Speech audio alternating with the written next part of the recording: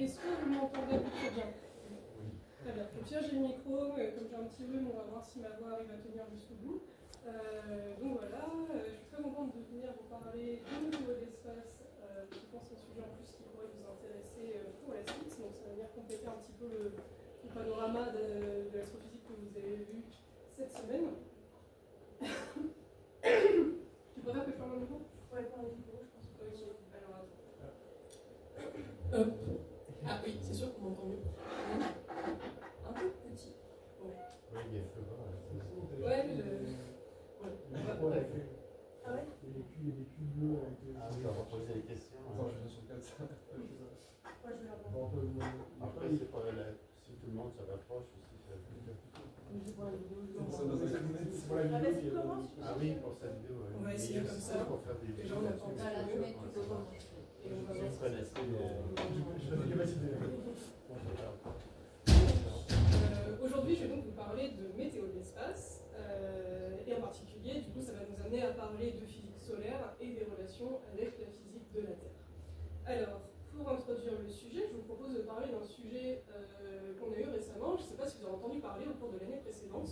On a eu les aurores boréales qui ont été visibles en France. Je ne sais pas si vous avez eu la chance de pouvoir les voir. C'était assez exceptionnel. Il y en avait en mai notamment qui étaient vraiment visibles quasiment partout. Et après, il y en a eu là au Nouvel An, 31 décembre et 1er janvier, qui étaient visibles un petit peu dans les régions les plus dégagées. Donc ça peut être surprenant parce que normalement, quand on veut voir des aurores boréales, on a plutôt tendance à devoir aller soit très au nord, soit très au sud. Donc ça, par exemple, c'est une photo de moi devant des aurores boréales. Je suis allée à Tromsø, qui est tout au nord de la Norvège, pour pouvoir réussir à en voir. Donc là, on a eu vraiment des plus classiques, très vertes, très fréquentes, très belles. Mais pourtant, on a aussi pu en voir en France. Donc ça, c'est une photo d'une amie. De celle du mai 2024. On était perdus au milieu de la Touraine, donc c'était parfait. On avait un ciel très dégagé. Et là, on a pu voir que certes, elles étaient un petit peu vertes, mais surtout, elles apparaissaient comme étant rouges, violacées. Si vous les avez vues, vous avez vu plutôt ces couleurs a priori qui sont ressorties. Donc comment ça se fait qu'on a pu voir des aurores boréales jusqu'en France? Quelles autres conséquences il y a eu? Est-ce que c'était un phénomène isolé ou est-ce que ça a eu d'autres conséquences sur d'autres systèmes? Est-ce que ça va arriver à nouveau? Est-ce qu'on est capable de l'anticiper? Est-ce que c'est des événements qui sont plutôt positifs ou plutôt négatifs? Et donc tout ça, évidemment, c'est lié au contexte plus large de la météo de l'espace. Donc on va justement, je vais essayer de vous démontrer et de vous expliquer en détail que tout ça c'est lié au Soleil, en fait, aux sautes d'humeur qu'on a eu au niveau du Soleil. Et donc la météorologie de l'espace, c'est justement cette idée d'essayer d'anticiper comment ce qui se passe au niveau du Soleil va nous impacter au niveau de la Terre. Donc on appelle ça de la météo parce qu'il y a cette idée d'anticiper des événements avec une physique assez complexe. Mais ici, on ne va pas parler évidemment de nuages, d'orages, d'éclairs, tout ça. Justement, je vais vous expliquer un peu quels sont les phénomènes que nous, on a plutôt envie d'étudier ici. En revanche, cependant, on a quand même, entre guillemets, de vrais bulletins qu'on essaie de faire. Ah, super. Merci. Ouais, ça marche. Ah, ouais. Donc, comme ça, je vais pouvoir bouger. Donc on a quand même de vrais bulletins qu'on est en train d'essayer de monter. Donc pour l'instant on a des petits bulletins plutôt à l'adresse de professionnels, mais ici je vais vous passer une petite vidéo en introduction qui est une tentative de bulletin grand public sur lequel on est justement en train de travailler à l'échelle nationale avec des collègues et on essaie de monter un bulletin non seulement français mais aussi international. Donc vous allez voir que l'exemple qu'on va vous montrer, on a commencé à le traduire dans plein de langues différentes parce que idéalement on aimerait diffuser au plus grand nombre. Alors j'ai juste un doute, j'espère que le son va passer. Sur mon ordinateur. Bon, faisons un test. Je mets le son de mon ordi.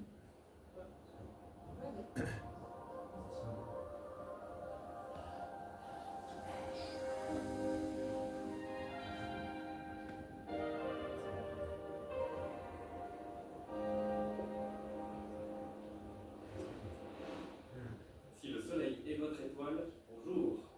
Le nombre de tâches solaires reste stable. Le gros système au sud peut contenir une dizaine de terres à lui seul. Plus haut en altitude, la semaine passée nous a montré un magnifique flambeau. Prejšnji teden je prišlo do prve delitev Arktike. Sledi mu velika protuberanca, ki se sprosti.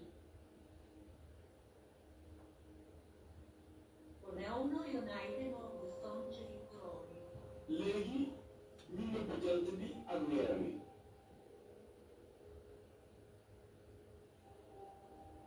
Енді күнді аймен жабайық.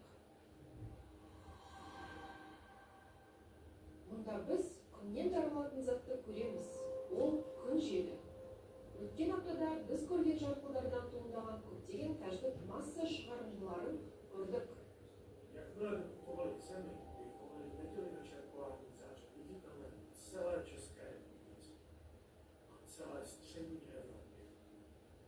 Что произойдет уже завтра? على الأرض يظهر تأثير الثقب الإقليمي حتى يوم الخميس المقبل مع اضطرابات واحتمالات في الاتصالات والعديد من الخيوط عند شروق الشمس للشفق القطبي الجديد المحتمل حتى نهاية الأسبوع. Et si le soleil est toujours votre étoile, à la semaine prochaine.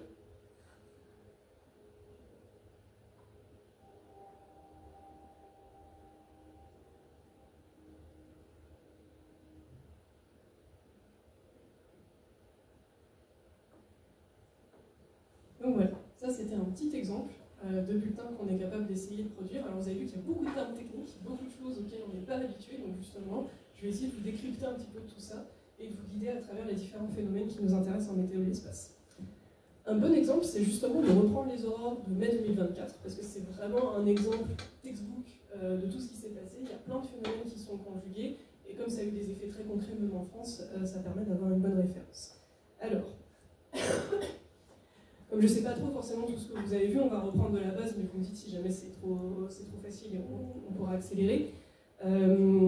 Repartons de la base de ce qu'est le Soleil. Normalement, vous avez vu des choses des étoiles, donc on peut repartir juste rapidement de se rappeler pourquoi est-ce que le Soleil brille. Alors déjà, c'est vrai que quand on pense Soleil, bon, la plupart du temps, on pense voilà, une grosse boule qui brille et qui nous permet d'avoir un petit peu de chaleur. Enfin bon, sur le plateau de Sacré, on ne le voit pas souvent, le Soleil il est surtout nuageux. Mais voilà, normalement c'est ce qu'on voit le jour, et donc comme on le voit le jour, on oublie souvent qu'en fait c'est l'étoile la plus proche de nous. Et donc comme vous avez vu, moi quand je pense Soleil, je pense plutôt ça, vraiment une immense boule de plasma en fusion, et aux images qu'on va voir depuis l'espace. Savoir pourquoi est-ce que le Soleil brille, ça a été une question qui a beaucoup obnubilé les scientifiques pendant quasiment tout le 19e et 20e siècle, parce qu'évidemment à l'époque on supposait les sources d'énergie qu'on connaissait, donc d'abord on s'est demandé si le Soleil brûlait au charbon. On s'est rendu compte que non, ça ne marchait pas, en 5000 ans on n'aurait plus d'énergie, le Soleil aurait déjà tout brûlé. Ensuite on s'est demandé si c'était la fission nucléaire, mais là pareil c'est pas suffisant, le Soleil aurait fini de consommer toute son énergie malgré son immense masse en seulement quelques millions d'années. Après on s'est demandé si c'était pas sa masse directement, ça c'est la relation E égale mc2 d'Einstein, on peut convertir toute la masse d'un corps en énergie, mais là c'était l'inverse, là c'était trop long. Le Soleil brûlait pendant beaucoup trop longtemps, plus longtemps que l'univers, on se disait bon, il y a des trucs bizarres. Et donc, c'est quoi la bonne réponse? Normalement, vous l'avez vu, je pense, cette semaine.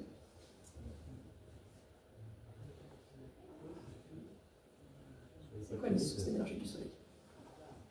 La fusion. Exactement. C'est pas la fission, c'est la fusion. Et la mécanique quantique. Je sais pas si ça, vous avez eu le temps d'aller dans le détail, peut-être pas.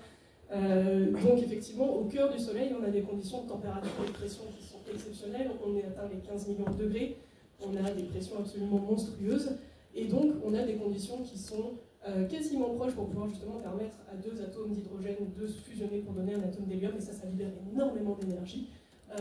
Petite anecdote rigolote. En fait, techniquement, la pression n'est pas tout à fait suffisante pour que exactement les atomes puissent fusionner. En revanche, ils sont suffisamment proches pour pouvoir faire de l'effet tunnel. C'est-à-dire que s'ils se transforment, vous savez, la mécanique quantique dit que ondes et particules, c'est la même chose. Donc en fait, les atomes se transforment en ondes, et à ce moment-là, ils peuvent fusionner. Ils ne peuvent pas se fusionner sous forme de particules, ils sont obligés de se transformer en ondes. Donc moi, je trouve ça toujours très très beau, parce que ça nous dit que finalement, à l'intérieur de l'infiniment grand, il nous faut aussi de l'infiniment petit pour pouvoir expliquer l'existence des étoiles. Donc la physique, c'est vraiment un beau tout, et c'est pour ça que c'est important de tout comprendre, parce que finalement, tout est relié. Donc voilà. Donc, grâce à cette énergie de fusion, on a une immense boule de plasma qui va générer l'énergie. L'étoile va donc trouver son équilibre entre cette immense explosion atomique finalement qui se déroule en son cœur et sa propre gravité qui va avoir la tendance à la faire s'effondrer sur elle-même. Et le tout nous donne une étoile qui génère donc énormément d'énergie. Mais elle ne génère pas que de l'énergie, c'est ça qui est absolument fou avec le Soleil, il génère aussi un champ magnétique. C'est-à-dire que toute cette espèce d'énorme explosion atomique contenue, en plus, elle arrive à être un énorme aimant. Ce qui n'était pas intuitif, hein, de base. Donc comment est-ce qu'on sait que le Soleil possède un champ magnétique? Ça, on le sait depuis le XVIIe siècle. Grâce à l'observation de taches sombres. Donc là, vous avez une observation du Soleil en lumière visible, et si vous avez mis déjà des lunettes d'éclipse, par exemple, vous avez regardé avec certains instruments dédiés, on peut voir des taches sombres à la surface du Soleil. Ça, on les observe depuis Galilée, depuis le XVIIe siècle. Et en fait, ces taches sombres, on a fini par comprendre, en zoomant dessus, qu'en fait, elles étaient liées à des effets magnétiques. Alors ça, on l'a su avec un processus qui s'appelle l'effet Zeeman. Vous l'avez peut-être vu en prépa. Des fois, on le voit. Ça dépend des programmes. Donc, bon, je ne vais pas rentrer trop dans le détail, mais en gros, ce qu'on fait, c'est qu'on regarde la lumière qui long de la tache et à l'extérieur. Et en fait, ce qu'on remarque, c'est qu'à cause du champ magnétique très très très intense, on va avoir ce qu'on appelle un splitting de raies, c'est-à-dire que la lumière, normalement, devrait couvrir seulement une raie à une fréquence particulière. Et en fait, ici, vous voyez qu'on n'a pas une raie, on en a 3. C'est-à-dire qu'en fait, à cause du champ magnétique, la lumière se décompose et va avoir tendance à changer de fréquence. Ça, c'est dû à des champs magnétiques extrêmement intenses de l'ordre de milliers de Gauss. Et c'est comme ça qu'on a pu savoir qu'effectivement, ces structures, elles étaient d'origine magnétique. En fait, il faut imaginer que le champ magnétique ici est tellement intense qu'il isole localement une petite zone du plasma, ce qui fait qu'il se refroidit. Et du coup, il devient plus sombre. Donc, tout ça pour dire que le Soleil, c'est un gigantesque aimant. Globalement, ça va ressembler à ce qu'on appelle un dipôle, donc il a un pôle nord, un pôle sud, mais ce qui est absolument fascinant avec le Soleil, c'est que le pôle nord et le pôle sud ne restent pas au même endroit, ils se renversent. Alors comment ça, ils se renversent? Donc, si on reprend les petites taches sombres qu'on voyait à la surface du Soleil, et qu'on les trace en fonction de leur position en latitude, là c'est le pôle nord, là c'est le pôle sud, et du temps, on obtient cette figure. On obtient quelque chose d'hyper régulier. Ça, c'est ce qu'on appelle poétiquement le diagramme papillon. On a l'impression d'un petit papillon qui est en train de prendre son envol. Et cette période-là, qui revient tout le temps, elle dure 11 ans. Et donc ça veut dire quoi? Que tous les 11 ans, on a un cycle magnétique qui se produit. Et le Soleil, il est vraiment réglé comme une horloge. C'est 11 ans depuis des siècles et des siècles et des siècles. Donc pour vous donner un exemple, du coup, ça nous permet de définir ce qu'on appelle des périodes de minimum et de maximum d'activité. Minimum, c'est quand on a très peu de tâches. Maximum, c'est quand on est là où justement il y a énormément de tâches. Donc, qu'est-ce que ça donne quand on regarde le Soleil ici en ultraviolet? En minimum, ça veut dire pas de tâches, très très peu d'activité. En maximum, au contraire, plein de tâches et donc plein d'énergie qui est libérée. Si on regarde maintenant, en plus de regarder juste les tâches, on regarde leur polarité, est-ce que c'est du champ magnétique qui sort de l'étoile, est-ce que c'est du champ magnétique qui rentre dans l'étoile? Cette fois-ci, on va se rendre compte qu'en fait, c'est un cycle de 22 ans, notamment si vous regardez au niveau des pôles, c'est là justement qu'on va voir le renversement. Donc en bleu, en jaune, j'ai ce qui va être un pôle nord positif, en bleu, un pôle sud négatif. Donc ici, j'ai une configuration où j'ai un pôle nord, un pôle sud, et ensuite, bam, au bout de 11 ans, ça se renverse. J'ai un pôle sud, un pôle nord. Et puis bam, ensuite, ça va se re-renverser, etc., etc.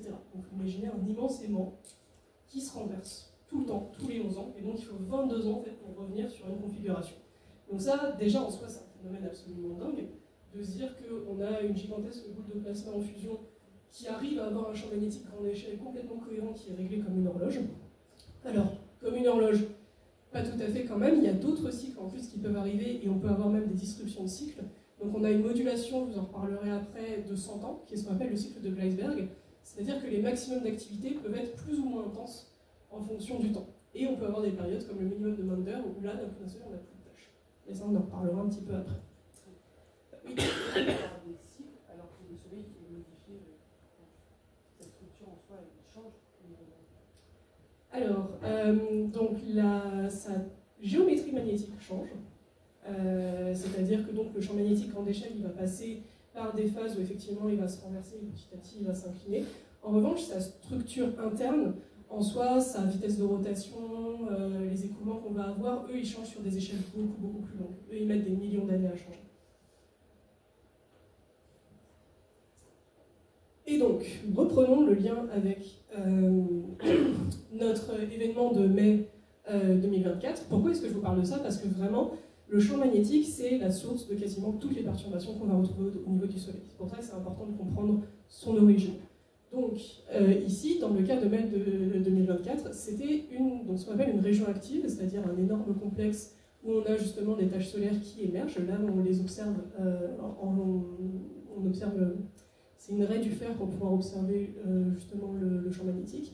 C'est la petite région active qu'on lui a donné le doux nom de 3664, on les numérote depuis un certain temps pour pouvoir les repérer.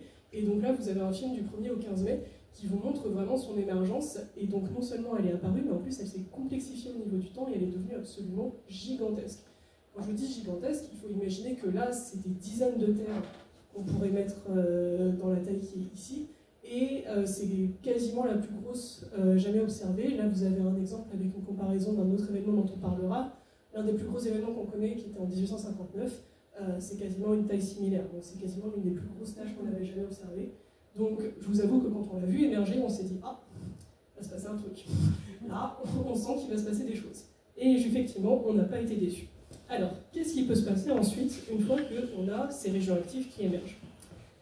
Alors, ensuite, un événement qui peut souvent se produire, c'est ce qu'on appelle les éruptions solaires. Donc là, je vais vous passer un petit film du Soleil, et vous allez me dire si vous voyez quelque chose qui vous paraît un petit peu anormal, et qui pourrait correspondre à ce qu'on appelle une éruption.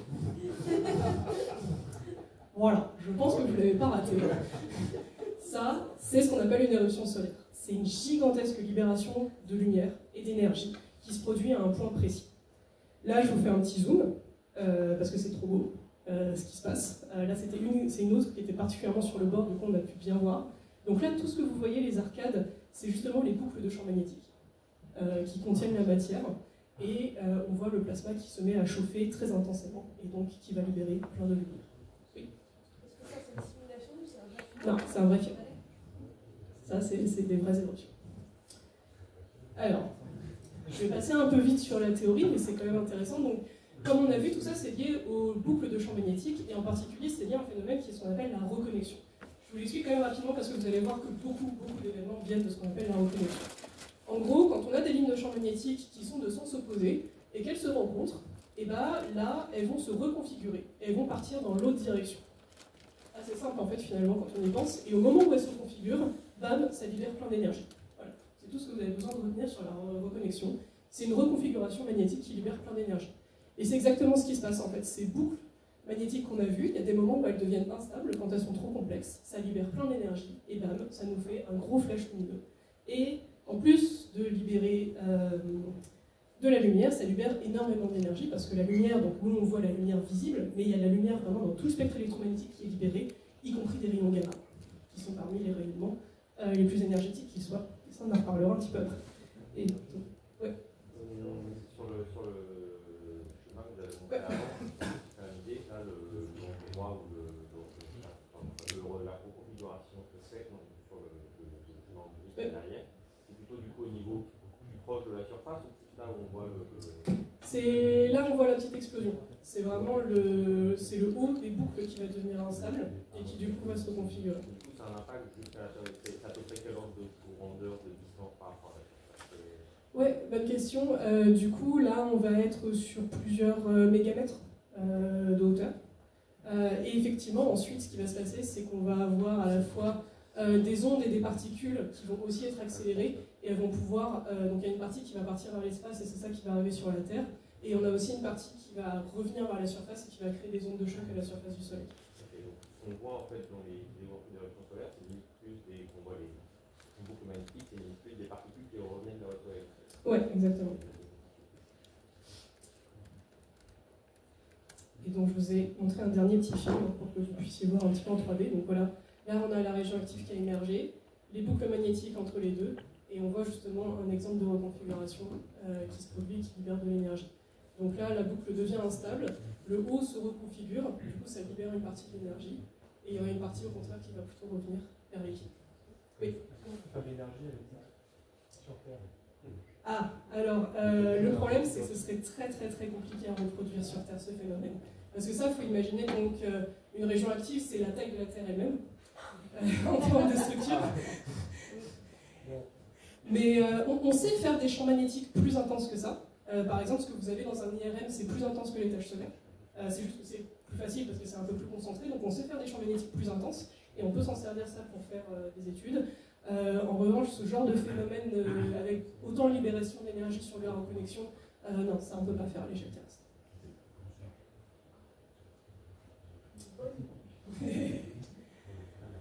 Et donc, ces éruptions, pour pouvoir les repérer un peu plus, on a une classification qu'on a créée pour pouvoir dire lesquelles sont les plus dangereuses. Donc pour ça, en fait, on va mesurer le flux d'énergie sur une gamme d'énergie précise. Et ensuite, comme ça, on peut les classer. Donc on leur a donné un petit nom. Au début, on est parti sur l'ordre alphabétique. On s'est dit, on va faire ABC. Et puis ensuite, on a eu la flemme. Et donc on les a directement appelés M et X. Parce que voilà, les astrophysiciens, on n'est pas trop conventionnels. Donc globalement, pour vous dire, les éruptions solaires de classe A, il y en a tous les jours. Surtout en maximum d'activité. Classe B, on va en trouver à peu près toutes les semaines. Classe C, ça arrive quasiment que quand on est en maximum d'activité. Les M, il n'y en a qu'une centaine par cycle, donc une centaine tous les 10 ans. Ça devient déjà beaucoup plus rare. Et les événements de classe X, il n'y en a qu'une dizaine tous les 10 ans. Donc un par an en moyenne. Et donc il faut vous rendre compte qu'en mai 2024, on a eu plusieurs éruptions de classe X en seulement quelques jours. Donc ça, c'est un diagramme d'énergie que nous, on produit par exemple. On identifie ici les éruptions. Quand vous avez un trait jaune, c'est une éruption classe C. Quand vous avez un trait orange, c'est une éruption classe M. Et que vous avez un trait rouge, c'est une éruption classe X. Et donc là, on a eu 3 éruptions solaires de classe X seulement produites en 2 jours. C'est monstrueux. Comme je vous ai dit que cette région active, c'était un monstre. Et que ce qui s'est passé, c'était exceptionnel. Ça, par exemple, voilà, ça aussi, on s'est dit, oulala, il va se passer des choses. Mais il n'y a pas eu que les éruptions solaires. Il y a eu ce qu'on appelle les éjections de masse coronale. Donc là, pareil, petit film. Normalement, vous allez remarquer quelque chose d'inhabituel. Là, il y a un grand panache de matière qui est éjecté. Donc ça, c'est encore à plus grande échelle, parce que là, on a le Soleil qui est au milieu, donc c'est sur une échelle de plusieurs rayons solaires. Qu'est-ce qui se passe ici? C'est un peu la suite de l'éruption qu'on avait vue. Non seulement il y a de la lumière et des particules qui sont émises, mais il y a aussi de la matière, en fait, du plasma qui est piégé dans les lignes de champ magnétique et qui va être éjecté vers l'espace. Et donc c'est un immense nuage de matière et de champ magnétique qui va être éjecté, et ça c'est ce qu'on appelle une éjection de masse coronale. Donc en général, elles sont caractérisées par un choc qui va se propager. On a d'abord une onde de choc qui se propage vers nous, et derrière, voilà, on a cet immense nuage de matière. Et donc ça, il faut vous dire que c'est des milliards de kilos de matière entièrement magnétisés qui peuvent potentiellement se diriger vers la Terre. Oui. Juste notre atmosphère suffit à stopper toute cette matière énorme. Ah, ça arrive après ça. Et pas que l'atmosphère. Alors, ah oui, donc petite question. Donc voilà, donc on peut avoir des éruptions solaires, on peut avoir des éjections de masse coronale, et souvent on essaye de savoir un petit peu quelle est la zone du Soleil qui a le plus de chances de nous impacter. Donc, mettons que je divise le Soleil comme ça en 9 régions. Si je vois une éruption, dans quelle zone j'ai envie de me concentrer pour être connecté à la Terre? Déjà, entre haut, milieu et bas, à votre avis, c'est quelle région du Soleil qui impacte le plus la Terre? J'entends plutôt le milieu, tout le monde est d'accord avec ça? Ouais? Ouais, ça va. Sur celui-là, il n'y a pas de piège. Effectivement, il se trouve que la Terre, elle orbite plutôt au niveau du milieu du Soleil, donc effectivement, c'est plutôt tout ce qui est au milieu qui va nous impacter. Et ensuite, entre gauche, milieu et droite, à votre avis, qu'est-ce qui va nous impacter le plus? J'ai gauche.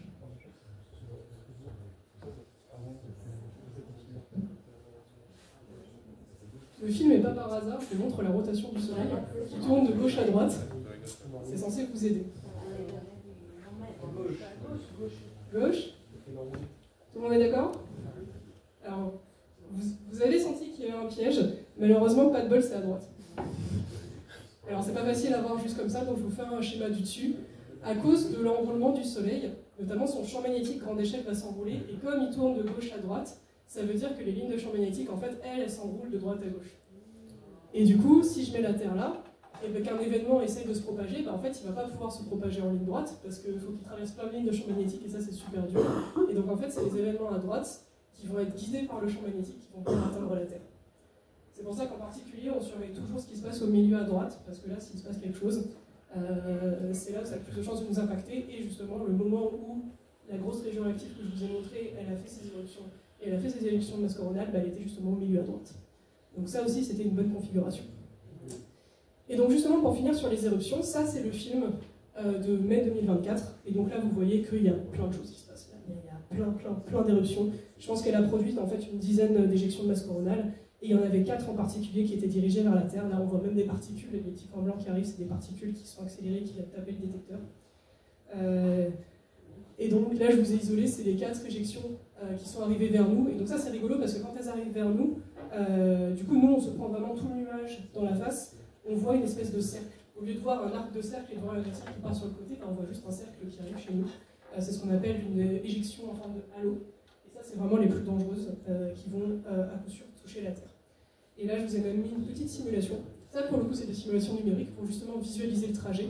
Donc là, on voit justement les 4 nuages qui ont été éjectés d'affilée. Là, vous avez la Terre, et donc on voit ce qui nous arrive dans la tronche.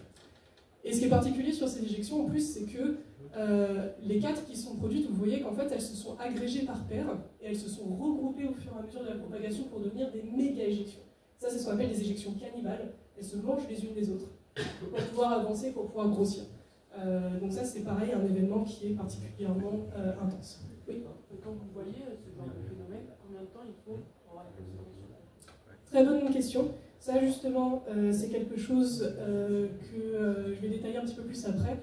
Là, l'éjection, elle a mis à peu près 24 heures à arriver sur Terre. Donc ça laisse pas beaucoup de temps pour faire la réponse.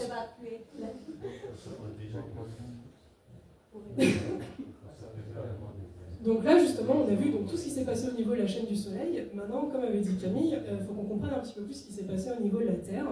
Et donc, qu'est-ce qui nous a permis quand même d'être un petit peu protégés et où, au contraire, ont été un petit peu les failles. Alors, justement, c'est pas que l'atmosphère de la Terre qui nous protège. La Terre possède son propre champ magnétique. C'est pour ça qu'on a des boussoles, que ça fonctionne, qu'on peut indiquer le pôle Nord. On a en fait notre propre champ magnétique qui joue pour beaucoup dans la protection contre les événements météo de l'espace. Donc, ce champ magnétique-là, on l'appelle la magnétosphère. C'est précisément celui de la Terre. Mais c'est pas un champ qui est infaillible, notamment, vous vous souvenez, je vous ai parlé de reconnexion, je vous ai dit que c'était super important. Bah là, on a justement une reconnexion qui ne joue pas en notre faveur. Le champ magnétique de la Terre, en fait, au pôle nord géographique, on a un pôle sud magnétique, parce que sinon c'est pas drôle. Donc les lignes de champ magnétique, en fait, elles partent du pôle sud, hop, et elles montent au pôle nord, donc elles sont comme ça. Et du coup, et ben, si vous avez votre éjection de masse coronale qui arrive et qu'elle a un champ magnétique globalement dirigé vers le bas, vous avez deux champs qui sont opposés, bam, ils se rencontrent, reconnexion, ça crée une ouverture. Et à partir de là, il y a plein de choses qui peuvent rentrer. Donc c'est pour ça qu'on fait super attention à l'orientation du champ magnétique. Donc les éjections qui ont justement ce champ très vertical, très orienté vers le bas, on sait que ça va venir créer des perturbations et on sait que ça va venir briser notre bouclier et venir introduire des perturbations. Et c'est justement ce qui s'est passé en mai 2024. Elle est très verticale, très orientée vers le bas. Et donc ça, justement, ce moment où notre champ magnétique est perturbé et qu'il y a des particules qui rentrent, c'est ce qu'on appelle un orage géomagnétique. Il n'y a pas d'éclair, il n'y a pas de tonnerre, c'est juste qu'on a une énorme perturbation de grande échelle qui est causée par un nuage magnétique, donc on a appelé ça un orage. Donc là, justement, vous avez une simulation pour vous rendre compte d'une éjection de masse coronale qui arrive. Donc on a vu le nuage qui a été éjecté depuis la Terre, qui grossit, grossit, grossit, grossit. Et là, on va zoomer pour arriver à la Terre, pour vous rendre compte de la taille de ce qu'on se prend. On zoome, on zoome, on zoome, on zoome, et là, il y a la Terre. Là, c'est nous, avec notre petit champ magnétique. Et donc forcément, quand la perturbation elle arrive, bah, on résiste plus ou moins bien. Là, ça va, c'était pas une trop grosse perturbation. C'est pour vous donner une idée de la taille des choses. Et donc justement, pour mesurer les perturbations qu'on a au niveau de la Terre, on mesure les perturbations du champ magnétique, et ça, c'est ce qu'on appelle l'indice Capet, qui est un indice qui mesure justement quel est le taux de perturbation dans les 3 dernières heures. Et donc c'est un peu comme une échelle de Richter, il va de 0 à 9, et quand on est à 9, on est au taux de perturbation maximal. Et bien ça, c'était l'indice Capet en mai 2024, on a été à 9 pendant quasiment 24 heures, c'est absolument monstrueux comme taux de perturbation. Donc ça, c'était vraiment le signe qu'il y a eu une grosse réponse au niveau de la Terre. Mais l'atmosphère, c'est quand même super important aussi, parce que c'est ça qui va permettre d'arrêter les particules. Une fois qu'elles ont réussi à pénétrer le bouclier magnétique, on a quand même cette dernière couche qui va nous permettre à nous de ne pas nous faire carboniser par des rayonnements dignes des centrales nucléaires. Ça va absorber une grande partie des rayonnements, ça va absorber une grande partie des particules, et c'est pour ça que on va voir pas mal d'effets, en fait, surtout dans l'atmosphère, parce que c'est la dernière couche de protection. En particulier, c'est ce qu'on appelle l'ionosphère, qui est la couche de l'atmosphère qui réagit le plus au courant électrique. Et donc c'est là notamment qu'on va trouver les aurores. On en revient au début, on a bouclé. Pourquoi est-ce qu'on a vu des aurores? Parce que l'atmosphère a réagi à des particules énergétiques qui sont rentrées dans notre champ magnétique terrestre à cause de l'orage géomagnétique qui a été causé par les éjections et les éruptions. Donc là, vous avez un film magnifique d'aurore boréale qui a été observé plutôt au niveau du pôle Nord. Et donc, petit fun fact, les aurores boréales, en fait, si vous pouviez dézoomer et vous placer dans l'espace et les observer, elles prennent la forme en fait d'un ovale au-dessus de la Terre. Donc vous avez deux ovales, vous en avez un au pôle nord, un au pôle sud. Et donc ça nous dit quoi? Ça nous donne des informations en fait sur où rentrent exactement les particules quand elles viennent nous atteindre. Donc je vous remets une image du champ magnétique terrestre. À votre avis, par où est-ce qu'elles rentrent les particules quand elles essaient de nous atteindre? C'est où les failles du champ magnétique terrestre en fait? Ouais, une fois qu'il est ouvert. Tout droit? Alors, il va être ouvert, les couches externes vont s'ouvrir, mais attention, les couches internes, elles ne vont pas s'ouvrir. Donc si on va tout droit, on va traverser le maximum de courbure du champ magnétique, et ça c'est très très très difficile à franchir. Donc non, tout droit, elles ne vont pas y arriver. Mais au pôle, les lignes sont plus resserrées, mais c'est plus intense, non, en termes de Non, au contraire, parce que les lignes de champ magnétique, ici, il y a un endroit où elles vont s'annuler, et où le champ magnétique va devenir beaucoup plus faible. Donc effectivement, les pôles pourraient être aussi un bon candidat. Ça, c'est ce qu'on appelle les cornets polaires. C'est des zones effectivement où le champ magnétique est un peu plus faible. Mais plus faible ne veut pas non plus dire qu'il est complètement nul. Et donc en fait, ce qui est totalement contre-intuitif, mais en même temps un petit peu logique, les aurores boréales, quand est-ce qu'on les voit? Est-ce qu'on les voit plus le jour ou la nuit? Plus la nuit quand même. Et donc là, si on regarde la configuration, ça c'est le côté qui est éclairé par le jour, et ça c'est le côté qui est éclairé par la nuit. Et donc en fait, truc un peu contre-intuitif, les aurores boréales, elles viennent de derrière la Terre. Alors comment ça se passe? En fait, quand on a énormément de particules qui sont envoyées, comme je vous ai dit, ça va venir perturber les lignes de champ magnétique qui vont se reconnecter. Et en fait, elles se reconnectent où? Elles se reconnectent derrière. Et du coup, au moment où elles se reconnectent, elles embarquent des particules avec elles, qui sont re-accélérées, et qui du coup arrivent ensuite et viennent créer ces ovales.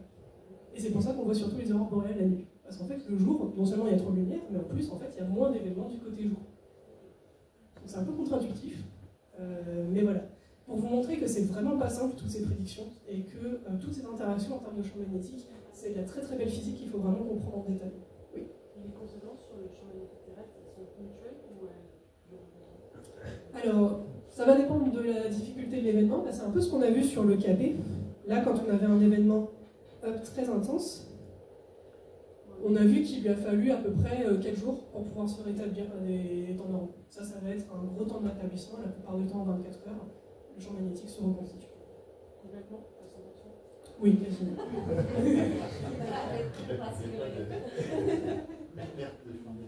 Ça reste des événements quand même plutôt ponctuels.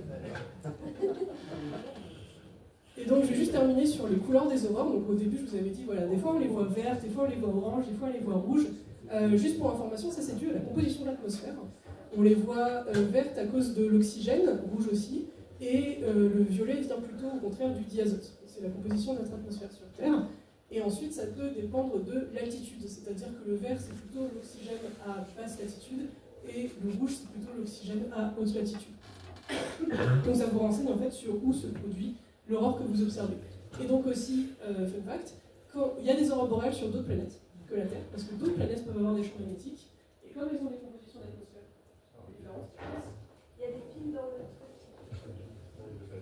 non, ça va. Je crois que j'appuie sur le bouton par exemple. C'est peut-être le soleil. Oui, c'est le soleil. Donc on a des aurores boréales, parfois qui sont bleues, par exemple sur Jupiter, parce que c'est essentiellement une atmosphère d'hydrogène. Et des phénomènes absolument fantastiques. Et donc voilà, c'est pour ça que ça apparaît plus rouge chez nous, c'est parce qu'en fait on voit l'aurore qui est un petit peu plus haut en latitude. Voilà, je voulais prendre du temps quand même pour que vous compreniez un petit peu tous les phénomènes physiques qui mènent à ça. Quelque chose qui va vous intéresser aussi, c'est les conséquences technologiques, parce que pour l'instant on a fait des bisounours, on a dit oh là là c'est beau les aurores, c'est beau tout ça, c'est magnifique. Mais effectivement, je viens quand même de vous dire qu'on a niqué notre champ magnétique terrestre pendant 24 heures. Bon, on se doute bien que c'est pas forcément uniquement positif. Et effectivement, la météo de l'espace, pourquoi c'est aussi important? Parce qu'on est dans une société qui est quand même essentiellement technologique maintenant. Notre technologie, elle est très sensible au courant électrique, au champ magnétique grande échelle. Donc, il y a plein d'effets qui vont se produire. On va justement passer un petit peu en revue. Il y a globalement des effets dans l'espace, ça va, on s'en doute. Des effets dans l'atmosphère, ça on commence à s'en douter parce que je vous ai parlé justement de l'ionosphère. Et chose plus surprenante, il y a même des effets au sol auxquels il faut faire attention. Donc par exemple, l'un des effets qu'on a eu lors de l'événement de mai 2024, c'est qu'il y a eu plein de satellites Starlink qui se sont crashés sur Terre. Là, justement, vous avez les pannes des satellites Starlink au moment de l'événement, et ça a augmenté, et on a perdu jusqu'à 60 satellites en même temps qui sont retombés. Donc ça, justement, on va essayer de comprendre un petit peu d'où ça vient. Alors, dans l'espace, évidemment, vous vous doutez que si on envoie Thomas Pesquet dans l'espace au moment où il y a une éruption solaire, il va pas être très bien, le garçon. Logiquement. Mais ça a failli arriver. Figurez-vous que pendant les missions Apollo, on n'était pas trop au courant de tout ça, et il y a eu des éruptions solaires entre deux missions Apollo. Si les astronautes étaient dans leur module au moment où c'est arrivé, ils seraient morts. On n'aurait rien pu faire. Donc ça, maintenant, on en a beaucoup plus conscience et on fait très attention, notamment le lancement de la fusée Artemis pour le tour autour de la Lune. On a fait très attention à ne pas caler ça avec des éruptions solaires pour essayer de protéger un maximum les astronautes. Donc ça, c'est des choses auxquelles on fait très attention parce que notamment, quand vous avez des particules énergétiques très fortes, ça peut rentrer dans les yeux et ça peut vous rendre aveugle instantanément, si ça vient taper vos cornes. Et un astronaute aveugle dans l'espace, je lui donne pas beaucoup de chances de survie. Donc ça, on est obligé de faire très attention. Mais il n'y a pas que les êtres humains qui sont en danger, on a aussi les satellites, justement. Donc qu'est-ce qui se passe? On a des problèmes de réentrée en atmosphère. Ça, c'est dû au fait que, quand on a plein de particules qui arrivent, comme je l'ai dit, ça va réagir au niveau de l'atmosphère, et notamment, un truc dont je n'ai pas forcément trop parlé, c'est que l'atmosphère, elle va se mettre à chauffer. Et un gaz qui chauffe, qu'est-ce qu'il fait? Il se dilate, il va s'étendre. Et donc l'atmosphère de la Terre, en fait, sa hauteur n'est pas fixe. Si jamais il y a un événement qui se produit, elle va gonfler, et donc des satellites qui étaient juste à la limite, qui normalement n'étaient pas censés avoir de résistance de l'air, d'un coup d'un seul, ils en ont. Et donc s'ils n'ont pas suffisamment de fuel qui a été embarqué pour pouvoir remonter en altitude, et ben en fait ils crashent. Et c'est exactement ce qui s'est passé avec les satellites Starlink. Ils n'avaient pas embarqué suffisamment de carburant, et donc là vous avez une image même qui a été prise, ça c'est des satellites qui sont en train de réentrer dans l'atmosphère, alors que c'était pas prévu, et donc ils sont en train de se désagréger comme des météorites. Donc ça c'est un gros problème pour les satellites en basse orbite, il faut faire très attention et monitorer en permanence où se situe l'atmosphère, et donc calculer la quantité de carburant qui va changer en fonction de si vous avez, donc si vous lancez vos satellites en minimum ou en maximum d'activité, vous n'avez pas du tout les mêmes conséquences. Un autre impact dans l'atmosphère, qui peut être quand même assez important, c'est les radiations. Alors ça c'est un truc dont on ne vous parle pas du tout, mais mon directeur de thèse, il s'est un petit peu amusé. Il a pris un compteur Geiger, c'est ceux qu'on embarque normalement dans les centrales nucléaires, et il faisait un vol en allant au Japon. Et vous voyez qu'ici, il vous dit attention, radiation, danger. Parce qu'on atteint des taux de radiation qui sont égaux à ceux des centrales nucléaires. En fait, quand vous prenez l'avion et qu'il se fait une éruption solaire à ce moment-là, quand vous êtes quand même plus haut dans les couches de l'atmosphère, vous êtes moins protégé, et donc vous prenez des doses de radiation en fait, qui sont assez importantes. On vous en parle pas, parce que, heureusement pour vous, si vous prenez l'avion que de temps en temps, c'est pas un problème. En revanche, les personnels navigants, les gens qui font hôtes et hôtesses de l'air ou pilotes, ils ont un nombre de vols maximum par an à cause de ça, parce que sinon ils ont des risques accrus de cancer. Et donc on est obligé de faire très attention. Un autre impact qui va aussi beaucoup vous intéresser, vous, pour tout ce qui est télécom, c'est que justement, je ne sais pas à quel point on vous en a parlé, quand il y a des phénomènes de météo d'espace, on a des blackouts radio, extrêmement importants. Pourquoi? Parce que quand on fait des communications radio, on se sert de l'atmosphère, en fait, pour pouvoir atteindre des longues distances. On envoie des messages et on fait rebondir sur les couches de l'atmosphère pour pouvoir atteindre de très longues distances. Et donc, si mon atmosphère elle a ses propriétés qui changent, et bien forcément ça ne marche plus. En fait, ce qui va se passer, c'est que quand j'ai plein de particules qui interagissent et que j'ai des aurores boréales, par exemple, et ben d'un coup d'un seul, j'ai plein de perturbations, donc au mieux, ça va rebondir, mais pas au bon endroit. Au pire, les communications, elles vont juste passer au travers, et donc ça ne marche plus du tout. Et donc on a eu plusieurs fois l'exemple où, en cas de gros événements, on a été obligé de fermer les aéroports. On a dû fermer les aéroports parce que les avions ne pouvaient plus communiquer avec la tour de contrôle, et que donc ils ne pouvaient pas se poser en toute sécurité. Donc ça, il faut être extrêmement vigilant sur les communications en cas d'événement météo de l'espace. Et c'est pareil avec les GPS. Les communications GPS, on a aussi besoin d'avoir une liaison satellite en permanence qui doit passer à travers l'ionosphère. Si jamais il y a un événement météo de l'espace, je peux ne plus pouvoir communiquer avec mon GPS. Et donc si j'ai un appareil militaire qui est piloté automatiquement par GPS, et ben, d'un coup d'un seul, il ne marche plus. Et donc ça peut poser des gros soucis, donc l'armée aussi fait très attention aux événements météo de l'espace. Voilà, par exemple. Ou alors votre missile il se fait irradier beaucoup plus que ce qu'il attendait, donc le détecteur ne fonctionne plus et donc il crache. Il y a plein de choses, c'est vraiment très interconnecté. Et enfin, le dernier effet auquel on ne s'attend pas forcément, c'est des effets même jusqu'au sol. Alors pourquoi? Il n'y a pas de particules qui arrivent jusqu'au sol, nous ça va, on est protégés, mais en revanche, le champ magnétique a quand même des propriétés extrêmement éloignées. Là, il est vraiment mort. Il y a des piles dans le... Je crois que ça va. Quand on a un champ magnétique très très fort dans l'atmosphère, on va avoir par induction en fait des champs magnétiques miroirs qui vont se produire dans la croûte terrestre. Parce que oui, dans la croûte terrestre, on a un petit peu de métal, et le métal c'est conducteur. Et donc en fait, on va avoir d'un coup d'un seul des courants qui sont extrêmement intenses et surtout qui sont des courants continus, et pas des courants alternatifs auxquels sont habitués.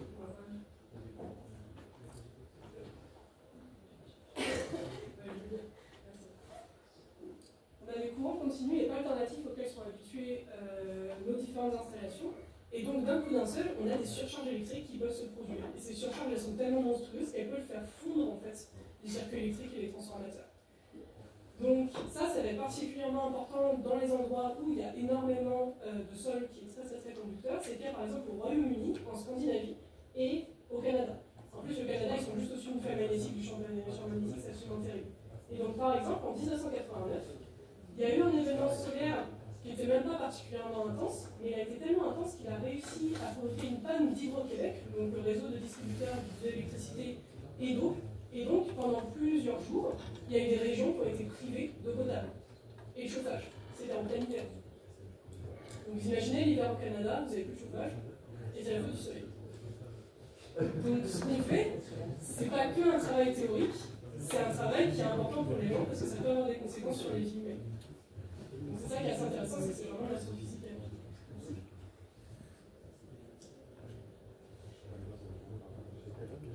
Alors, pour remettre un petit peu ça en perspective, donc voilà, l'événement justement qui avait provoqué la panne d'Hydro-Québec, il s'était produit en octobre 2003.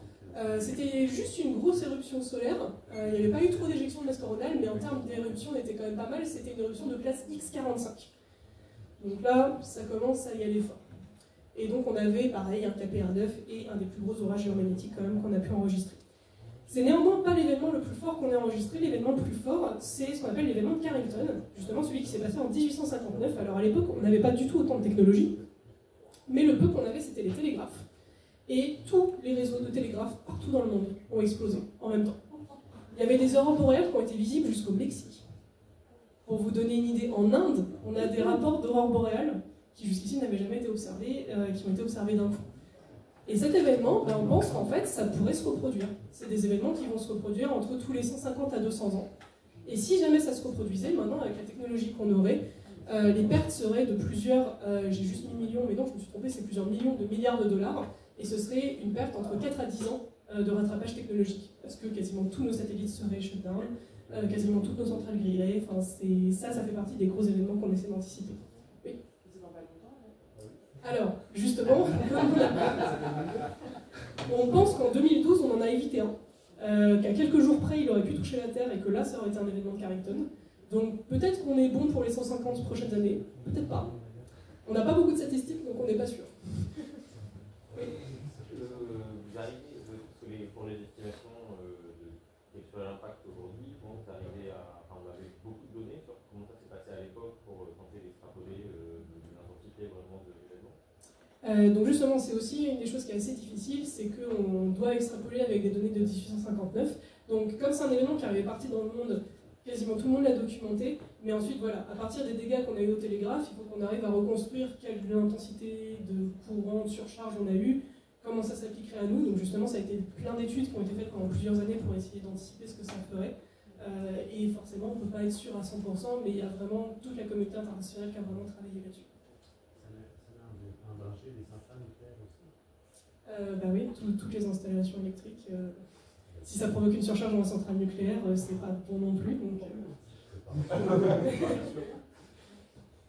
Donc c'est pour ça, voilà. On ne veut pas faire du catastrophisme, hein, on travaille là-dessus et normalement ça devrait bien se passer, mais c'est le genre d'événement qui peut se produire et auquel on doit faire justement attention, et c'est pour ça qu'on travaille d'arrache-pied là-dessus. A l'inverse, on peut aussi avoir des périodes comme le minimum de Maunder, donc ça justement je t'en avais parlé, où d'un coup d'un seul, le cycle magnétique peut s'arrêter. Ça aussi c'est des choses qu'on essaie de prédire. Donc ça, c'était une carte de distribution des tâches solaires qu'on a reconstituée avec des données historiques à partir du minimum de Maunder. Donc vous voyez, normalement, on a la zone, ici on a le pôle nord, ici on a le pôle sud. On devrait avoir donc le diagramme papillon qui devrait se produire, et en fait, là, d'un coup d'un seul, on n'a eu que des tâches dans l'hémisphère sud, et très très peu. Et on ne sait pas pourquoi. On ne sait pas pourquoi, sur cette période de 90 ans, d'un coup d'un seul, il n'y a plus d'activité magnétique. Ce qui serait aussi un problème, parce que ça veut dire qu'on reçoit moins d'énergie du Soleil, et donc, bizarrement, ça va coïncider avec un mini-âge glaciaire. Donc, dans l'autre sens, si le Soleil ne produit plus assez d'énergie, c'est aussi un problème. Donc, ça fait aussi partie des choses qu'on essaie d'anticiper et qu'on ne comprend pas encore complètement. Si vous voulez en savoir plus, on a développé toute une série de posters assez pédagogiques justement sur la météo de l'espace. Ils sont disponibles gratuitement à cette adresse. Donc si jamais vous voulez lire un peu plus ou alors vous en servir dans des événements, n'hésitez pas, tout ça c'est gratuit. Oui. Est-ce que justement on peut corréler les émissions du Soleil, enfin la forte émission du Soleil avec justement le réchauffement climatique? Alors, c'est une question qu'on a souvent, et c'est très important justement de clarifier ça. Alors, effectivement, il y en a une partie qui est corrélée, mais c'est une toute petite partie. En maximum d'activité, on va recevoir plus d'énergie de la part du Soleil, notamment plus d'infrarouge, donc effectivement, on a un tout petit peu plus d'effet de serre qui va se produire, sauf qu'on l'a calculé ça aussi bien en détail, ce forçage, il va jouer sur entre 0,2 et 0,5 degrés. Donc les augmentations d'entre 1 et 2 degrés qu'on a vues pour le réchauffement climatique, c'est pas suffisant. Et en plus, nous, du coup, c'est parfaitement cyclique. Tous les 10 ans, ça augmente de 0,2 degrés, puis ensuite ça redescend, puis ensuite ça réaugmente, etc. Donc en fait, il y a un tout petit peu du cycle solaire qui joue, mais c'est pas suffisant pour expliquer le réchauffement climatique. Non, mais c'est important de le clarifier, parce qu'après, il y a plein de gens qui disent ça, ou il y a plein de gens qui disent oui, quand il y aura un minimum de Maunder, c'est bon, on sera sauvé. Sauf qu'en fait, on est incapable de prédire quand est-ce que ça va se produire, donc...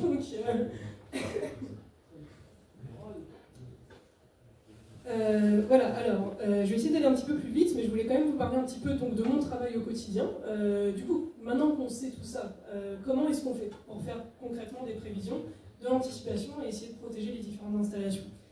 Donc, nous, ce qu'on fait au quotidien, déjà, c'est la surveillance. On va surveiller le Soleil et la Terre. Ici, vous avez un diagramme de tous les satellites qu'on a envoyés entre le Soleil et la Terre pour essayer de monitorer ça. Ça paraît beaucoup, nous on trouve que c'est toujours pas assez. Parce qu'il faut vous dire que chaque satellite, il va mesurer donc à sa position, mais c'est tout.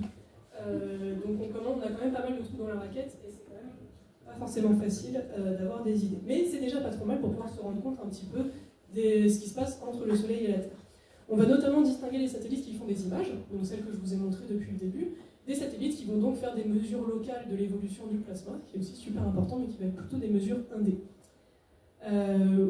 Lors de cette semaine, vous avez quand même pas mal parlé de combiner un petit peu les différentes longueurs d'onde, donc je voulais revenir aussi un petit peu sur quelles observations on fait au travers de tout le spectre électromagnétique. Donc on peut avoir des rayonnements extrêmement intenses, comme je vous ai dit, par particulier on va faire des observations en rayons X, ça c'est une image en rayons X du Soleil, et donc forcément les rayons X ils vont surtout venir des endroits où on a des éruptions. Donc vous voyez toutes les régions sombres ici, c'est les régions où on a les éruptions solaires et on a des grosses sources de génération de rayons X. Donc ça nous permet de voir quelles sont les zones les plus dangereuses au niveau du Soleil. Il y a les ultraviolets, donc ça va nous permettre de sonder plutôt l'atmosphère du Soleil. Donc ça, c'est pas mal d'images que je vous ai montrées depuis le début. Ça permet de sonder les zones où on va avoir énormément de libération d'énergie, mais aussi les zones sombres ici, c'est ce qu'on appelle les trous coronaux. C'est des zones où il n'y a pas beaucoup de champs magnétiques, et donc à l'inverse, on peut avoir beaucoup d'accélération de ce qu'on appelle le vent solaire. Je vous en parlerai un petit peu après, donc on peut aussi avoir des problèmes dans les zones sombres. Encore une fois, tout est une question d'équilibre au niveau du Soleil. On a la lumière visible, donc ça par exemple quand je vous ai montré les éjections de masse coronale, tout ça c'était dans le visible. Ça c'est très intéressant pour voir la surface, le vent solaire et ensuite certains événements transients comme les éjections de masse coronale. Et enfin on peut même regarder le Soleil dans les ondes radio, c'est aussi très utile.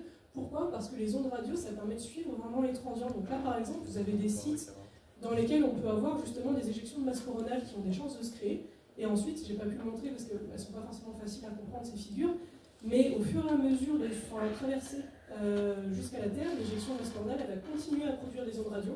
Et donc en fait, on peut suivre sa propagation. C'est une des seules manières de voir vraiment la propagation d'une éjection jusqu'à chez nous. Donc c'est super intéressant les ondes radio. Il y a plein de collègues qui travaillent là-dessus en ce moment. C'est vraiment un domaine très émergent.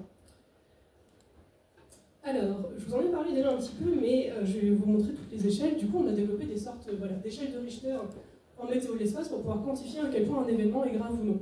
Donc on a trois types d'événements qu'on surveille. Il y a ce qu'on appelle donc les radios blackout, c'est à quel point les communications vont être affectées ou non par les événements météo de l'espace. on a ce qu'on appelle les orages solaires.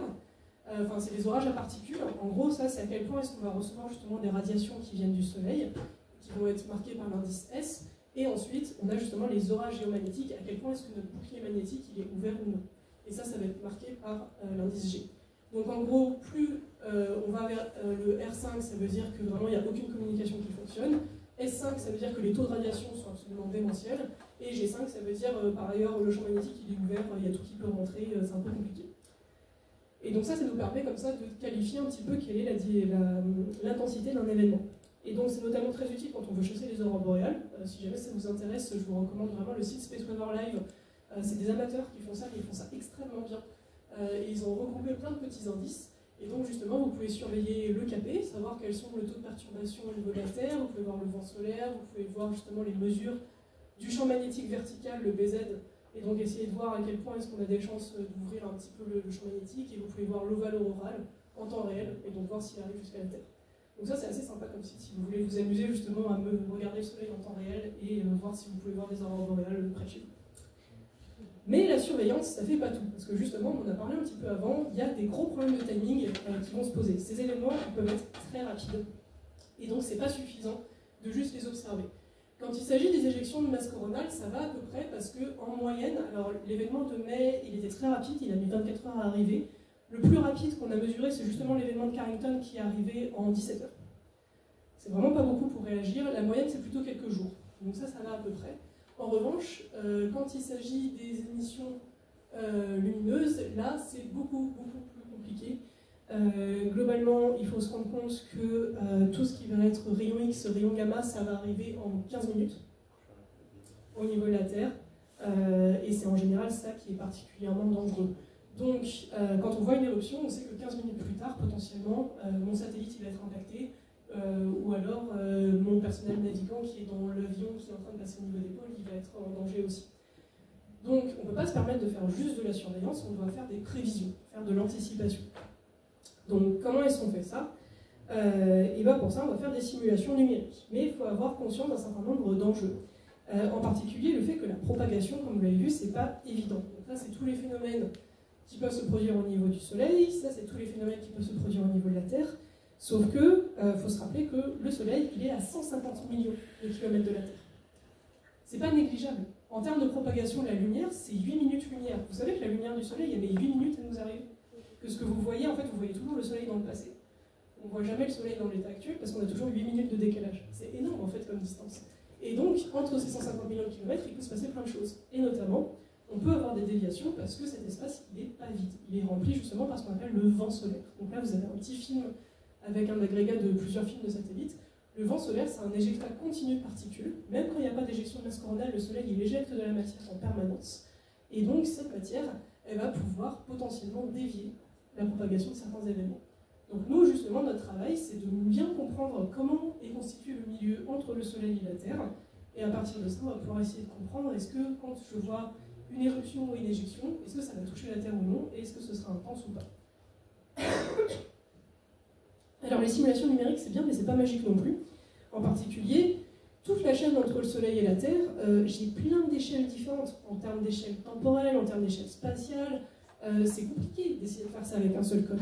Donc, est-ce que je peux trouver un modèle pour les gouverner tous? Non, en général ça ne fonctionne pas. Je suis obligée en fait de diviser ça en plusieurs régions. Et en fait, ce qu'on fait, c'est qu'on fait du couplage de codes. On va utiliser un code qui est spécialisé pour le Soleil, un code qui est spécialisé pour le vent solaire, un code qui est spécialisé pour la magnétosphère, et on les fait se parler les uns les autres, et c'est pour ça aussi qu'on a besoin d'avoir plein de gens qui sont chacun spécialisés sur chaque zone et qui ensuite peuvent se parler les uns les autres. Donc c'est pour ça que c'est vraiment un effort communautaire et qu'on est obligé de tous travailler là-dessus, parce qu'une seule personne ne peut vraiment pas tout faire avec un seul code. Alors pour vous montrer maintenant un petit exemple d'à quoi ça correspond, donc nous on essaie de faire justement un petit peu tout entre le Soleil et la Terre, donc on va partir des éruptions. Donc si je m'intéresse à une petite structure qui est en train d'entrer une éruption, ça c'est une simulation d'un des collègues. Donc là on est vraiment zoomé sur la surface du Soleil. Là j'ai ma zone qui est instable et j'essaie de déterminer s'il va y avoir une éruption solaire ou pas. Spoiler, dans celle-ci il n'y a pas d'éruption par exemple. La structure n'est pas assez instable pour déclencher une éruption. Donc là on ne voit pas de reconnexion. Mais on voit qu'il y a quand même des émissions de particules. C'est des petits nuages violets qu'on essaie de quantifier justement un petit peu. Ensuite, On fait des simulations du vent solaire. Donc là, maintenant, ma surface solaire est ici, et je vais regarder comment se comporte l'atmosphère autour du Soleil, et j'essaie de comprendre justement comment est ce milieu, pour savoir ensuite mon éruption, dans quoi est-ce qu'elle va se propager tout simplement. Je fais des simulations aussi des éjections. Donc ça, justement, vous avez un nuage magnétique qui est en train, lui, d'entrer en instabilité, qui est en train de se diriger vers la Terre. Donc on étudie toutes ces phases d'initialisation pour comprendre comment est-ce que ça se produit. On fait les phases de propagation. Ça, c'est les simulations que je vous ai déjà montrées, où on a le Soleil au milieu, on a la Terre ici. Donc là, on se place vraiment à grande échelle et on regarde la propagation du nuage magnétique. Et enfin, on fait des simulations de l'interaction avec la magnétosphère et l'atmosphère de la Terre. Donc voilà, on peut vraiment tout couvrir, mais il faut être bien capable de faire l'interfaçage entre les différents codes. Et donc ça, justement, ça fait partie des efforts internationaux qu'on fait. Nous, par exemple, on a intégré dans notre code dans un centre de calcul qui est géré par l'ESA, l'Agence spatiale européenne, et justement, ça permet de faire le couplage entre tous les codes existants. Donc ça, vous pouvez vous rendre sur Internet, ça, c'est ouvert à tout le monde, vous pouvez vous connecter, et ensuite, vous pouvez faire des runs à la demande. Donc vous pouvez demander à notre modèle de faire une simulation, ça vous donne un résultat, et ensuite ça vous donne des prévisions au niveau de la Terre. Donc ça, n'importe qui peut le demander, n'importe qui peut le faire, et peut interpréter. C'est ouvert à tous les utilisateurs européens. Et on fait même de l'organisation à l'échelle mondiale, donc ça c'est l'International Space Weather Action Team. Justement, j'ai une conférence la semaine prochaine pour essayer justement de clarifier un petit peu tout ça. Donc on s'est tous regroupés dans différents groupes thématiques, et on essaye de se parler vraiment à l'échelle internationale. Donc les Européens, avec aussi les États-Unis, avec l'Amérique du Sud, avec le Japon, avec l'Afrique. Il y a plein de stations de mesure. L'Afrique du Sud est très très bonne en météo de l'espace parce qu'ils ont plein de problèmes. Et l'Australie, la Nouvelle-Zélande. Donc on essaie de tous vraiment se réunir et de réfléchir à comment faire progresser notre domaine. Donc il y a une grosse structuration à l'échelle internationale. Et je voulais vous parler un petit peu des enjeux technologiques, parce que forcément, pour pouvoir faire nos prévisions les plus rapides et les plus précises, il faut s'attaquer aux grands enjeux technologiques. Donc ça, c'est aussi des choses qui vous concernent et qui peuvent vous intéresser. Donc sachez qu'il y a aussi des applications chez nous. Donc par exemple, on fait tout le temps des gros calculs, ce qu'on appelle le HPC, le Highly Parallel Computing. Et donc on essaie d'avoir des calculateurs de plus en plus rapides. Et en particulier, là, on est en train d'essayer de franchir la prochaine barrière. Je ne sais pas si vous avez un petit peu vu déjà tout ce qui est supercalculateur. Actuellement, les calculateurs actuels, ils sont à l'échelle de ce qu'on appelle la pétascale, donc ils sont pétaflops. Ça veut dire qu'ils font 10 puissance 15 opérations à la seconde. Ça paraît beaucoup, mais c'est pas toujours suffisant pour toutes les simulations qu'on veut faire. Et donc nous, on essaie de franchir le mur suivant, qui est l'hexascale, qui est 10 puissance 18 opérations à la seconde. Et notamment de faire de l'hybridation entre CPU et GPU, parce que ça permet aussi d'accélérer les calculs. Il y a le big data, évidemment. Je vous dis qu'on fait des très très grosses simulations, donc vous vous doutez bien qu'on a des gros problèmes de stockage, parce qu'on ne sait pas où les mettre toujours.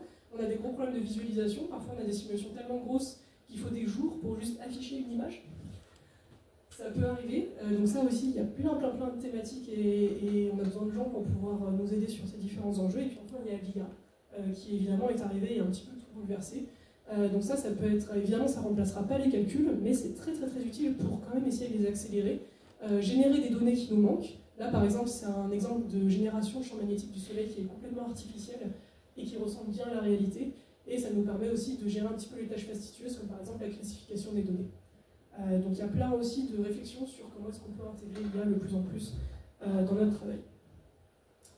Alors, j'ai encore un petit peu de temps. Il est 11h45. On s'arrête à midi, c'est ça? Officiellement 11h45. 11h45, ok. Alors, je passe rapidement parce que quand même c'est la petite partie fun. Je voulais juste laisser une dernière petite partie sur justement si jamais c'est quelque chose qui vous intéresse vraiment, comment est-ce qu'on fait pour travailler dans la recherche ou comment est-ce qu'on fait pour travailler autour du domaine du spatial et vous parler un petit peu plus concrètement de mon travail. Donc quand on pense chercheur, on pense toujours à un vieux monsieur dans un laboratoire en train d'écrire des équations sur un tableau ou en train de s'amuser avec des alambics. Je ne pense pas rentrer dans cette catégorie et donc mon quotidien de rechercheuse, ça ressemble plutôt à ça. On a pas mal de conceptions un peu fausses sur le quotidien des chercheurs, donc évidemment vous avez déjà plein de chercheurs que vous côtoyez au quotidien. Mais voilà, pour vous rappeler que nos activités, c'est la recherche, mais pas que. On fait aussi beaucoup de communication, comme ce que je suis en train de faire là actuellement. On fait beaucoup d'enseignement, on fait beaucoup de vulgarisation. On fait aussi beaucoup de management, parce que faut gérer les thésards, il faut gérer les postdocs, il faut gérer des gros projets. Donc en fait, on est des très bons managers. Et on a aussi, moi par exemple, j'ai ce qu'on appelle une tâche de service, c'est de la gestion pour la communauté. Je fais de la gestion de bases de données, la gestion des observations qu'on observe, il faut bien que quelqu'un s'en occupe, donc voilà. Opérer les télescopes, il y a aussi tout cet aspect-là dans la vie de chercheur. La recherche, pour moi, c'est aussi beaucoup des rencontres. Il y a beaucoup de gens qui nous ont marqué, les interactions qu'on a entre nous, c'est super important. Donc les moments de conférence, c'est des moments absolument essentiels. Après, ça gâche rien si ça se fait dans des endroits sympas et qu'on passe des moments fun. Donc voilà, on pense toujours pareil que les chercheurs, c'est des gens sérieux, mais ça, c'est des petits exemples de photos de nous en train de faire de la musique lors d'une conférence. On a aussi des êtres humains et on a aussi des très très belles interactions humaines qui se passent. On voyage dans des endroits sympas. Ça, c'est tous les endroits auxquels je suis allée lors de ma thèse. Ça, c'est tous les endroits auxquels on m'a invité. J'ai même pas pu y aller parce que j'avais juste pas le temps et pas le bilan carbone. Mais voilà, on voyage beaucoup et ça fait aussi partie de l'enrichissement parce que ça permet de rencontrer des gens qui ont une vision très différente de la vie, qui ont des valeurs différentes et c'est super important d'avoir toujours l'esprit ouvert pour pouvoir aussi avancer dans sa recherche. Ah oui, j'ai pas mis l'Europe parce qu'évidemment l'Europe, ça on a bien quadrillé et on allait un petit peu partout. Donc ça pareil, c'est essentiellement pour donner des conférences, mais bon, quand il y a des endroits sympas et qu'on peut faire des trucs sympas aussi, on en profite. Parce qu'encore une fois, ça permet de s'ouvrir un petit peu l'esprit et de découvrir des choses absolument incroyables. On a des événements uniques auxquels on assiste. J'ai eu la chance de pouvoir voir 2 éclipses totales de soleil, si vous pouvez en voir, et vous pourrez en voir parce qu'il y en a en France et en Espagne dans les années à venir. Allez-y, c'est trop bien. C'est vraiment absolument incroyable. On a pu voir un lancement de satellite. Il y a plusieurs images que je vous ai montrées du satellite Solar Orbiter. On a été invité par la NASA qui nous a dit hey, venez voir le satellite et c'était trop bien. Donc voilà, il y a des trucs très très très sympas en recherche. Alors vous seriez tenté de vous dire que c'est peut-être pas pour vous parce que vous êtes parti pour faire une école d'ingénieur. Cependant, tout ce qui compte pour faire de la recherche, c'est d'atteindre le niveau Bac+5. Une fois que vous avez atteint le niveau Bac+5, vous êtes éligible pour une thèse. Peu importe comment vous y arrivez, et j'ai envie de dire, peu importe la matière que vous faites. On vient essentiellement de la physique pour faire de l'astrophysique, mais en fait, moi, je viens pas de la physique. Moi, je suis une intruse, moi, je viens des maths. J'ai fait aussi une école d'ingénieur, j'ai fait un parcours spécialisé en mathématiques numériques, et ensuite, j'ai appris la physique sur le tas. Et ça se fait. J'ai des collègues, en fait, ils sont géologues, j'ai des collègues, ils sont chimistes, j'ai des collègues, ils ont fait que de l'informatique, j'ai des collègues, ils ont fait que de l'ingénierie pure. Donc vraiment, c'est une science très transverse, l'astrophysique.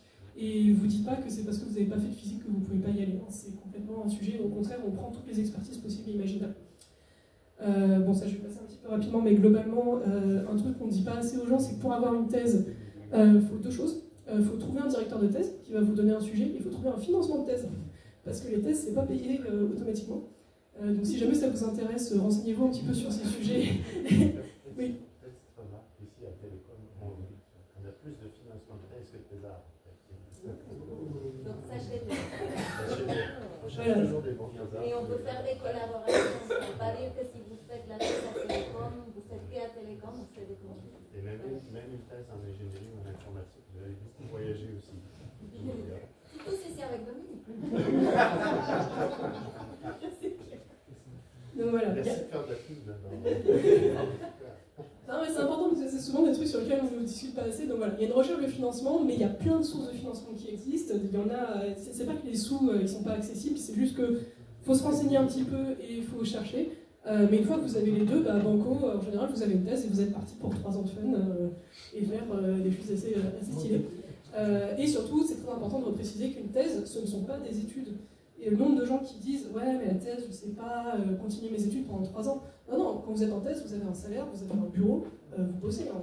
Concrètement, vous faites la même chose que les gens qui taffent, c'est juste qu'en plus, vous avez droit à la carte étudiant et donc vous avez encore des réduits pendant 3 ans. Ça, c'est vrai. Tu sais, j'étais ma thèse, j'avais 47 ans et à cet âge-là, j'ai même bénéficié des réductions.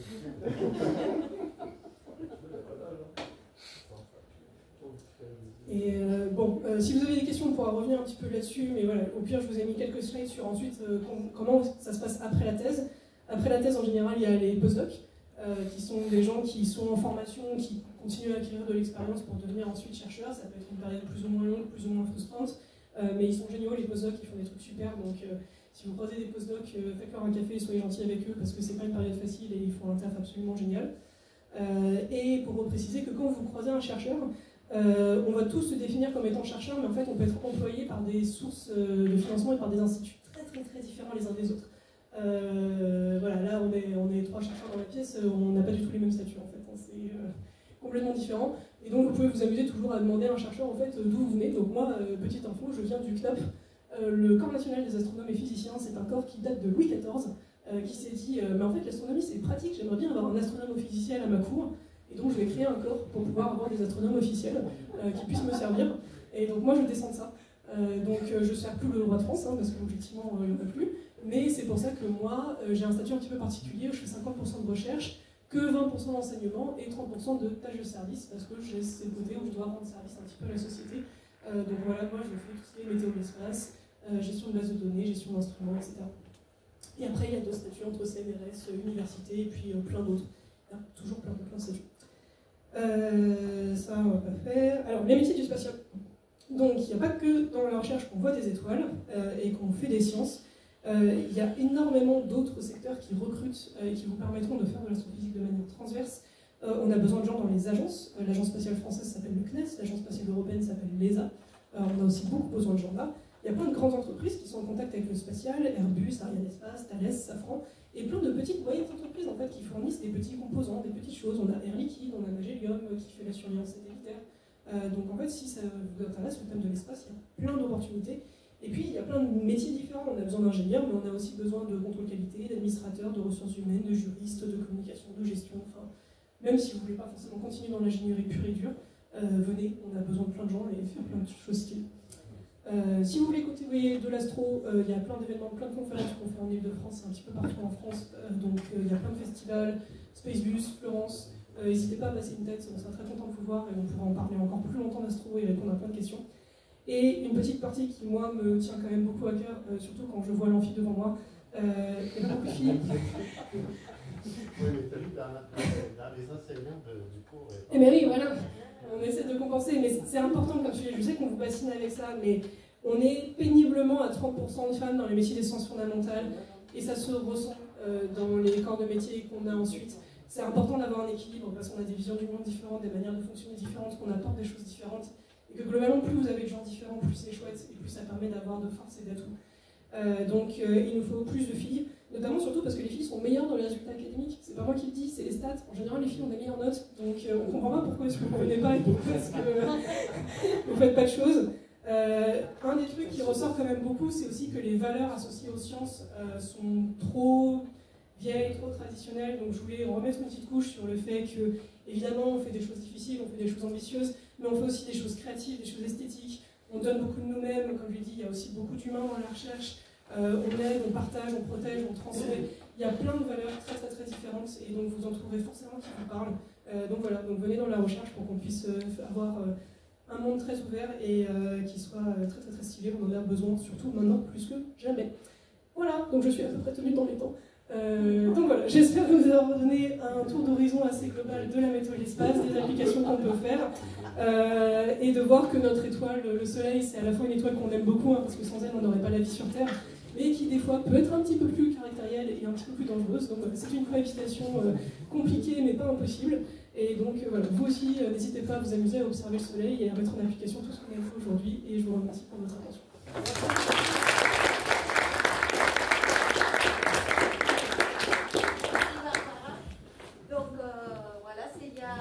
S'il y a des questions encore.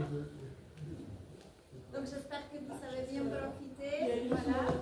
Oui. Alors moi c'est une question, c'est un peu ça m'intéressait parce que c'est moi quand même ça. Vous avez quand même parlé de vulgarisation. Je me suis dit que ça pouvait vous intéresser pour la partie vulgarisation, notamment des énergies et des consignes, n'est-ce pas? C'est un collectif qui organise un festival de vulgarisation scientifique annuellement dans Paris, au Grand Contrôle. C'est organisé dans ça se veut assez varié. Moi, il y a des sciences, il y a des concerts, il y a des ateliers, ça prend beaucoup d'âge, il y a des concerts, il y a des débats.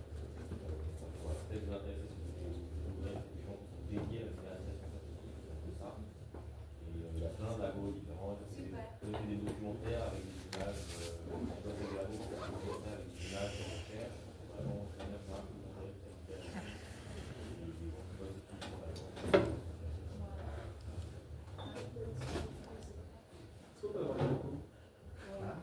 Oui, oui, c'est ça, je vais vous envoyer les diapos.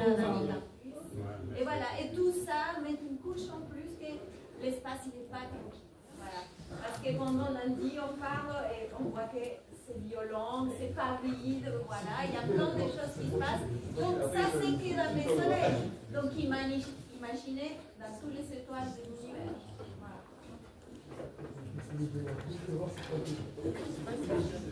Merci beaucoup.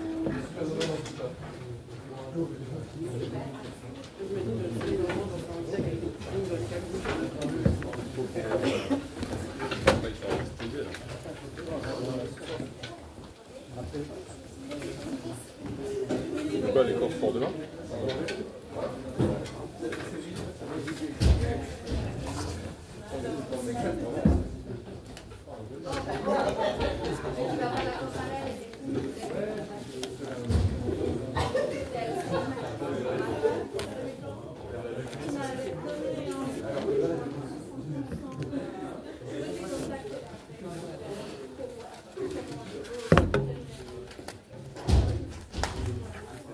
Oui,